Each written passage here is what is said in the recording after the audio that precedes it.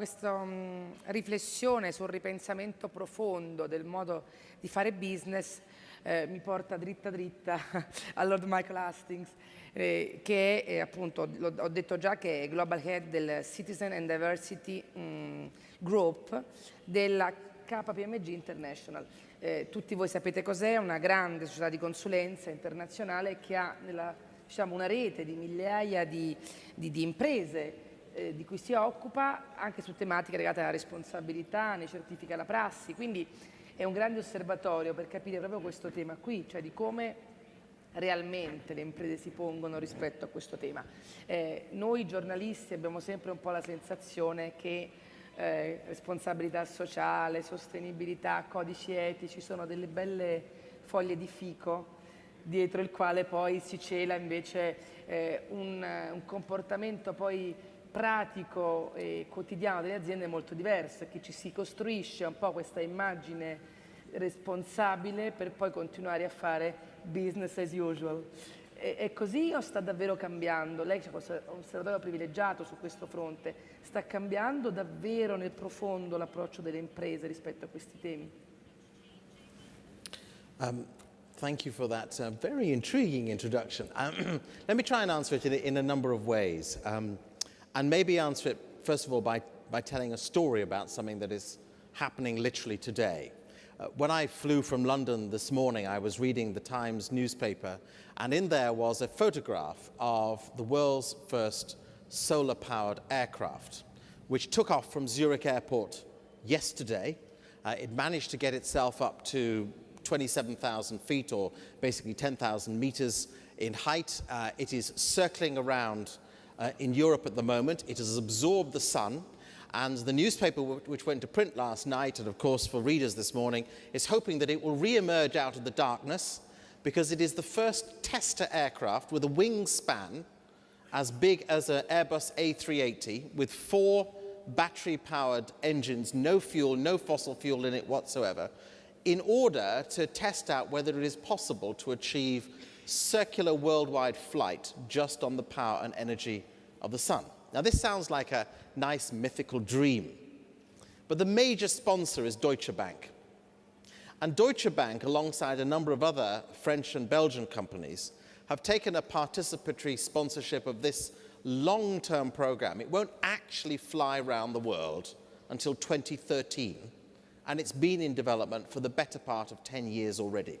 That's a long-term investment commitment, and it's a substantial amount, 5 million euros a year, major sponsors are putting in to test the credibility of alternative energy solutions in one dimension of transport. I think that's a very powerful commitment expressed by the banking industry. I mean, we're here under the sponsorship of a financial services organization with UniCredit, because the banking financial services industry is learning how to put its money where its passion has got to come to.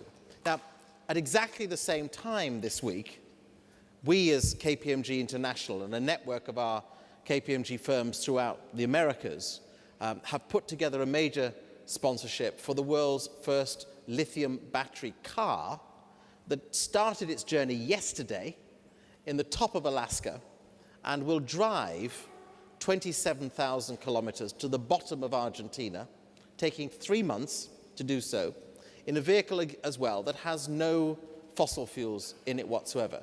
2 young students from Imperial College in London driving this fantastic sustainable vehicle all the way down consistently. It goes fast. It's not a little slow pokey. I mean, your vehicles look fantastic, but this one can really go fast. It can do 0 to 60 in 7.9 seconds. It can do up to, and forgive me using miles here in Italy, but it can do over 440 miles before it has to have a recharge. This is a serious, innovative new vehicle. Now, of course, they're not on their own. We've taken a sponsorship to this because we want to invest in seeing the potential of innovative new young thinking, appropriate new technologies, and attitudinal change. Is it possible to get attitudinal change by proving the case that you can do things differently? And I think it absolutely is. I mean, lots of our client companies, Mercedes-Benz, have just launched their first hydrogen-powered medium-sized vehicle. They're already advertising it widely across Europe. All it emits is mist. There's no petrol in it, there's no diesel in there, it's just water. BMW started off, another client of ours, innovating in that technology space a good 4 to 5 years ago. In fact, it had taken them over a decade to put the investment in necessary to produce the outcome.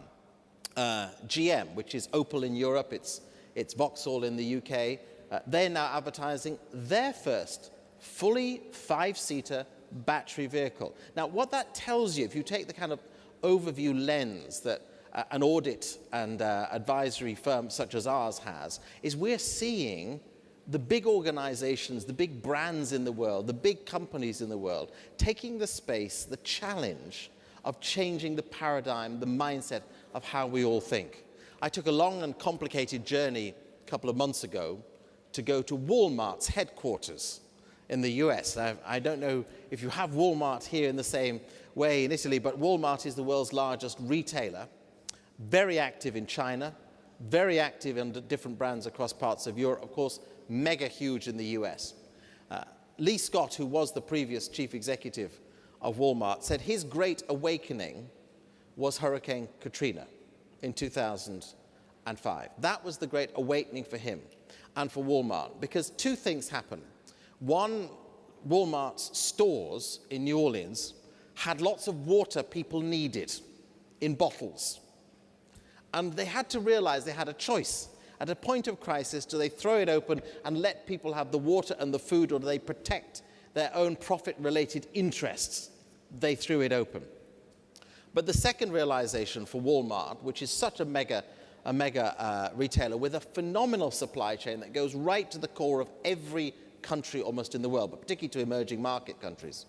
The second realization was that the hurricane happened because of intense sea warming in the Gulf of Mexico. Now, the Gulf of Mexico at the moment is subject to other considerations around the oil industry. But we're in the same area where essentially what they woke up to was, okay, this heating, this temperature rise is causing increasing levels of hurricane presence. That is what caused the sweeping tides that brought about Katrina to that moment.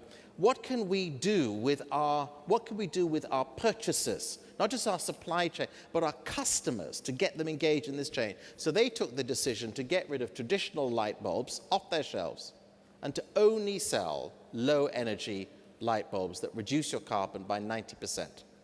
Now, that decision by a retailer, which has a footprint in every corner of the world, has been transformational to public attitudes. If you ask the question, what do we see? We see massive innovation and commitment coming out of business and out of industry, the opportunity of the future being progressively taken up.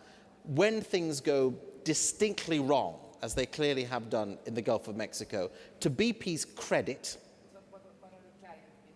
another big client of ours, BP, but to BP's credit, there are not many who aren't clients of ours, but to BP's great credit, irrespective of the horror of the mistakes, and whatever the assessment of the risks, and whatever judgments were made about those risks, which history alone is going to be able to attest to, we can't make that judgment now. The determination to put it right, the willingness to set aside the resources, to hold back on the dividend, to stick with it to get the solution done, but to recognize that all of us are invested in making sure that solution works, not just because we want to get the funding back into our pension funds, but because we need to have a whole consumer change of mind which is orientated around a sustainable world. It's woken us up to the fact that we can't just take and not be able to give back in response.